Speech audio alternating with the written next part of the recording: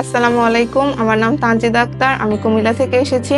আসসালামু আলাইকুম, আমি শারমিন, আমি পঞ্চগড় থেকে আসছি। আমি সান জাপানিজ ট্রেনিং সেন্টার সম্পর্কে প্রথমে আমার ফ্রেন্ড থেকে জানতে পারি। তারপর আমি আমার বাবাকে নিয়ে এখানে এসে দেখি না সবকিছু ঠিকঠাক আছে। তারপর আমি এখানে ভর্তি হয়ে যাই। আমি সান জাপানিজ ট্রেনিং সেন্টারের বিষয়ে অনলাইন থেকে জানতে পারি।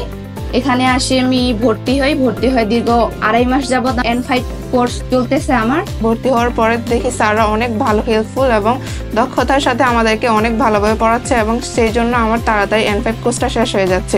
এখানের স্যার অনেক দক্ষতার সহিত আমাদেরকে বুঝায়, আমরা না বুঝলে আমাদেরকে সেটা হাতে কলমে বুঝায় দেয়।